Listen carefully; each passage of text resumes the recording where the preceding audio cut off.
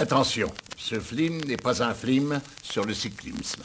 Merci de votre compréhension.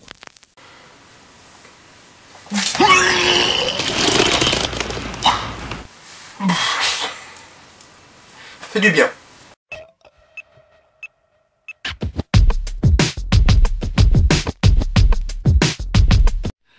Je te reconnais dans la merde là.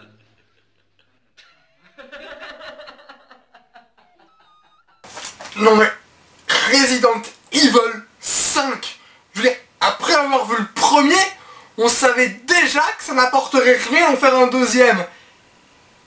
Et pourtant, là, on est à Resident Evil 5, qui s'appelle la Retribution. J'ai envie de leur dire, non mais les mecs, qu'est-ce que vous branlez là? Et même eux ne le savent plus. Voici la preuve formelle. Le film démarre par une scène à l'envers. Tu te dis, ok, bon, t'as tout qui va à l'envers, donc tu te dis, pourquoi?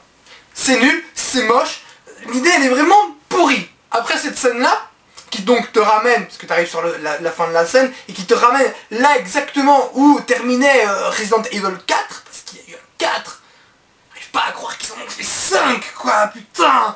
Bref, puis t'arrives donc sur une scène où on te résume tout ce qui s'est passé dans les 4 films précédents. Donc tu te dis, attendez les mecs, ça sert à rien. Et une fois que t'as le résumé qui est fini, tu reviens là où c'est terminé le 4e film, et donc la première scène qui était à l'envers revient à l'endroit. Ça s'appelle gagner du temps. Les mecs, ils ont presque réussi à remplir 10 minutes en ne racontant rien du tout. Et tout est moche, évidemment. Tu rajoutes tous les ralentis, et le film c'est quasiment du ralenti non-stop, il dure 1h20 sans générique de fin. Ce film est un manuel pour savoir comment gagner du temps quand tu fais un film et que tu n'as rien à raconter. C'est assez hallucinant. Je pense que, à la limite, on est en train de tutoyer le génie. On n'est pas loin vraiment de tutoyer le génie, mais comme on se fout un peu de notre gueule et qu'au fond ça fait un peu mal au cul, eh ben on n'utilisera pas le mot génie. C'est évident. Et le pire, c'est que de film en film, les zombies sont de plus en plus pathétiques. Mais c'est hallucinant, c'est-à-dire, tu pourrais croire, parce que enfin, s'ils sont au 5e, c'est que ça marche un minimum. Je sais pas exactement qui regarde et qui aime ça, mais il y a des gens, ça les intéresse, ils aiment ça, ils vont voir ça au cinéma. Déjà, c'est criminel. Premièrement, c'est criminel d'oser faire ça, mais tu te dis, attends, les mecs, ils ont un minimum de thunes. Je veux dire, le zomblard, t'as pas besoin de mettre des SFX pourris. Le zomblard, tu le maquilles. Ça coûte moins cher. Et leurs zombies, ils sont de plus en plus pourris. Enfin, maintenant, c'est même plus des zombies. C'est juste des mecs mal maquillés. Bon, c'est tout. Ouais, attends, et à côté, t'as la SFX, en l'occurrence. T'as quasiment tout le film, il est fait sur fond vert. Mais c'est une laideur. Je veux dire, on est en 2012. On est aux portes de 2013. Et tu arrives encore à faire ça aujourd'hui? Honnêtement, c'est une cinématique PlayStation première du nom au tout début. Et encore, se faire insulte à la PlayStation, ce truc-là. Tu ne fais plus ça en 2012, quoi. Mais c'est d'une laideur. J'hallucine, quoi. Bon, à la limite, pour le film, on dira que Mila Jovovich, je sais pas comment on prononce son nom, j'ai toujours dit Jovovich, mais apparemment c'est Jovovich. Bon, ça quand même m'emmerde. Pour une carrière de merde, de toute façon. Donc qu'est-ce que je dis? Oui, Mila Jovovich, au moins, donne ça au film, c'est qu'elle porte des tenues très saillantes. Ce qui est toujours sympathique à mater, t'as 2-3 plans sur son cul hautement sympathiques. Mais bon, moi ça me suffit plus. Enfin, si j'avais 14 ans, à la limite, je regarde le film, je sors ma bite et je me prends un bon coup. J'ai plus 14 ans, moi j'ai besoin d'un peu plus, donc à la limite, s'ils veulent faire ça, parce que t'as aussi Jill Valentine qui est de retour dans le film, qui arrivait à la fin du 4e, là, elle aussi c'est une tenue de latex, avec gros décolleté, tu vois les boobs et tout, ouais, ok les mecs, j'ai 14 ans, je me branle, ok, mais j'ai plus 14 ans, alors s'il vous plaît, donnez-moi un peu plus, donc à ce niveau-là, si vous voulez mettre des meufs dans des tenues pareilles, faites un porno. Mais évidemment, c'est tellement... Par contre, un porno, je suis d'accord qu'en termes de mise en scène, c'est rarement grandiose. Je ne sais pas si vous venez de le voir, mais je viens de lancer un énorme postillon en ce moment-là. Voilà, j'ai craché sur le film. Yeah, encore une blague de merde, je suis trop content. Parfois j'ai honte de mes blagues, mais je les garde toujours au montage, je sais pas pourquoi. Donc qu'est-ce que je dis? Oui, Paul W.S. Anderson, bah le mec il sait pas tenir une caméra.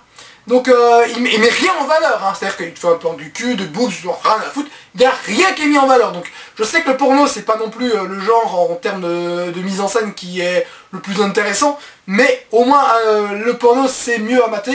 Donc si vous faites un porno avec Mila Jovovich et Sienna Guillory, je sais plus exactement comment elle s'appelle, enfin bref, tu prends Alice et Jill Valentine, tu leur fais faire un porno du girl on girl, tu prends pas Paul W.S. Anderson pour filmer ça parce qu'il faut que ce soit bandant. Bref, parler de tout ça c'est bien sympathique, mais parce que là c'est quand même un bon plan hein, les mecs, parce qu'en ce moment on parodie tout et n'importe quoi dans le porno. Resident Evil ça peut être mortel. Voilà, t'as des zombies qui vont niquer, moi je dis ça peut être pas mal, voilà. Bref, donc je disais il y a Jill Valentine qui est de retour, il y a plein de personnages des jeux vidéo qui reviennent dans cet épisode là, parce qu'ils ont été ramenés les morts et tout ça, ils en ont rien à foutre, hein. L'histoire elle est totalement incohérente, ça se tient pas. En fait ils sont dans une espèce de centre de je sais pas exactement quoi, de Umbrella Corporation qui veut les niquer, et donc t'as des clones qui sont de retour, t'as Mila Jovovich qui a des super pouvoirs qui les a plus, qui les récupère à la fin, t'as les morts qui reviennent à la vie, t'as le méchant qui devient en fait le gentil qui à la fin en fait il est le président des États-Unis d'Amérique. Waouh! On se calme 2 secondes et on réfléchit. Qu'est-ce que vous me racontez là comme film? Je pense que c'est rien. Donc ils vont se dire, on va ramener des personnages qui sont dans la série de jeux. Ouais, on va ramener Léon S. Kennedy aussi. Et déjà les mecs, dans votre film vous n'avez pas Léon S. Kennedy. Vous avez un mec qui a la même coupe de cheveux. C'est tout. Voilà.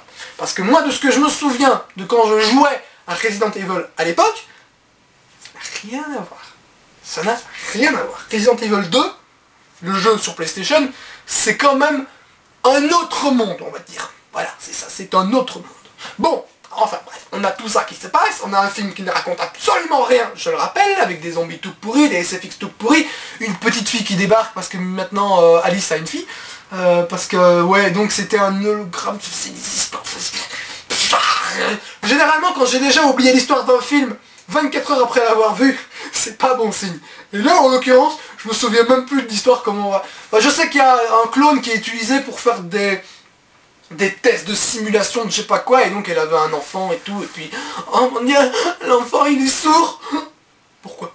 Ça n'apporte rien au récit, mais l'enfant est sourd. Donc à la fin, t'as Alice qui lui parle normal, parce que c'est pas vraiment sa mère, mais elle dit « Maintenant, je suis ta mère, tu sais. » Ok... C'est le film le plus débile que j'ai vu cette année, et Dieu sait que j'en ai vu des boosts débiles.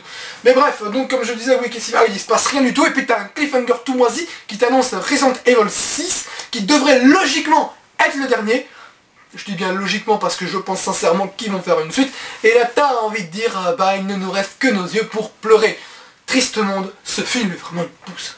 Bref, je pourrais m'atteler pendant encore au moins 4 bonnes heures à vous expliquer en quoi c'est une merde, mais je ne ferai qu'un seul résumé très simple. Resident Evil Retribution, c'est le film qui te fait vomir par le cul et chier par la bouche. Oh yeah. Yippee-ki-yay, motherfucker.